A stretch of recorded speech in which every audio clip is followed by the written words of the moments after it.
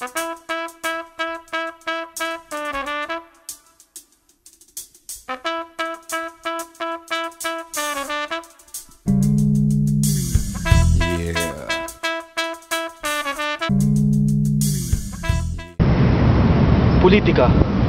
Ano nga ba ang politika?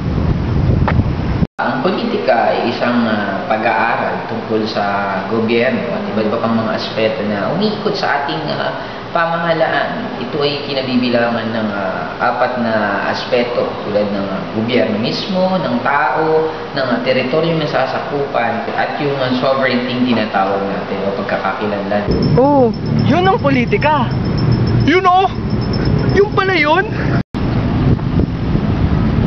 Uy, paano mo masabi na maganda yung pamumuno ng ating gobyerno? Ang gobyerno kasi ay talagang inilaan para sa tinatawag nating serbisyo publiko o public service. So masasabi natin na nagagampanan nila ng tama yung kanilang tungkulin pagka yung kanilang mga ginagawa ay naaayon sa kagustuhan ng publiko. Kaya nga tinawag yan na public service eh. Pero pagka isang politiko ay ang ginagawa niya na yung mga bagay na pansarili na, hindi na pumapasok yun sa tinatawag nating public service. That's already private service at iba na yan sa talagang tungkulin o layunin ng isang paglilingkod sa gobyerno o politiko. Ayon kay Rizal, ang kabataan ng pag-asa ng ating bayan. Ano nga bang ginagawa ng mga kabataan natin ngayon?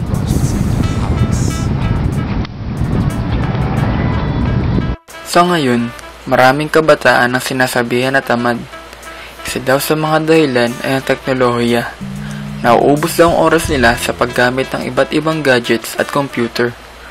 Maghapon at magdamag sila nagtitext o di kaya ay nagsisearch sa internet gabi-gabi. Kahit ano pa mang dilubyo ang dumating, hindi napipigilan ng mga kabataan na maglaro sa computer.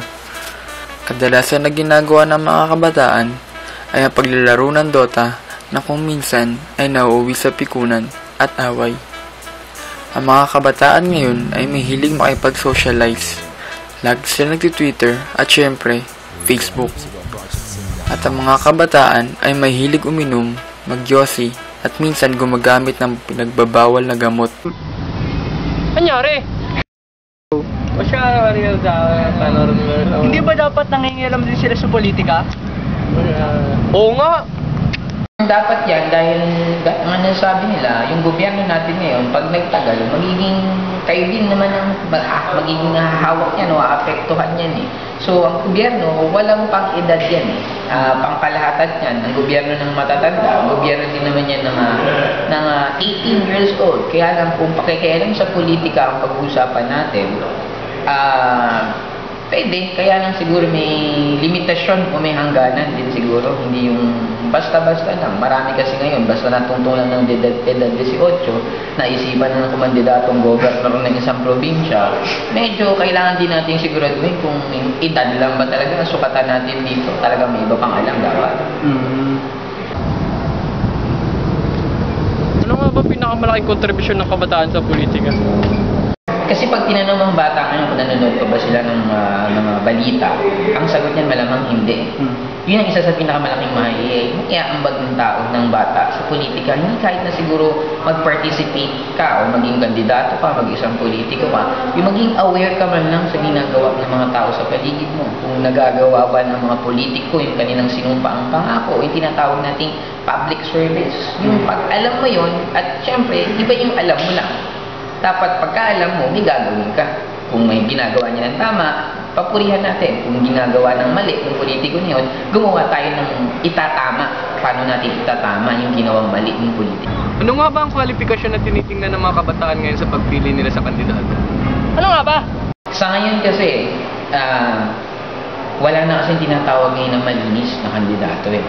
Pagka tuwing may halalan, lahat may puntos na maganda, may puntos na hindi maganda. Ang hinahanap na natin ngayon, sa tingin ko, ang meron na lang ngayon, yung tinatawag na lesser evil. Sa lahat ng mga kandidato, sino dyan yung may mababang posibilidad na gumawa ng kalokohan na hindi maganda. So para sa mga kabataan niya, pag tinanong mo naman kasi yan, sino ba sa tingin ninyong politikong dapat nating iboto sa tuwing halalan? Ang sagot lang naman yan, madalas yung mga kilala nila. Pagka hindi nila kilala yung pangalan, walang dating sa kanila. Pero ang dapat talagang sukatan dyan, yung alam mo kayang gawin yung tao na yun na iboboto mo. Uy! Gaano ba kalaki yung epekto ng kabataan ngayon sa sapit ang halalan? Malaki!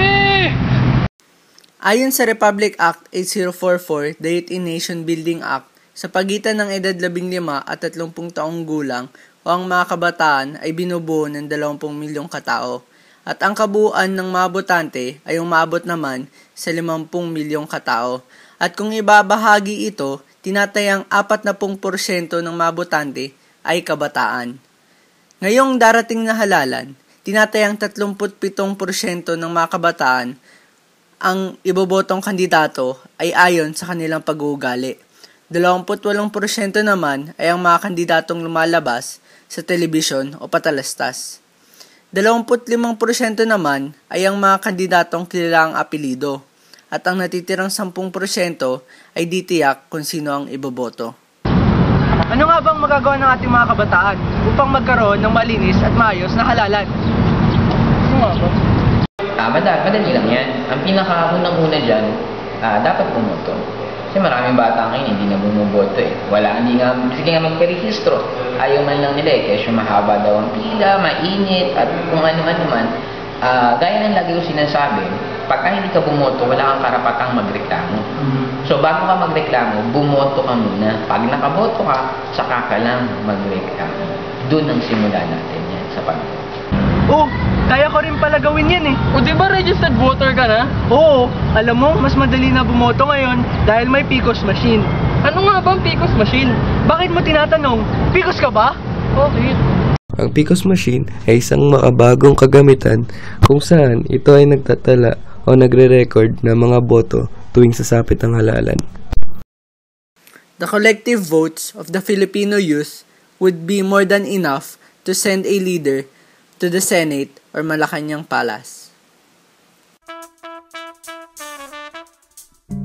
Ako, Mark Collado, nangangakong iboboto lamang ang kandidato na mayroong tapat na serbisyo, hindi sa kanyang pangalan o apelido. Ako si Jerome Garcilago, nangangakong magiging responsableng Pilipino at magiging magandang ehemplo sa mga kabataan. Ako, si Christian David Puig, nangangakong iboboto lamang ang kandidatong karapat-dapat na maging opisyal ng ating gobyerno.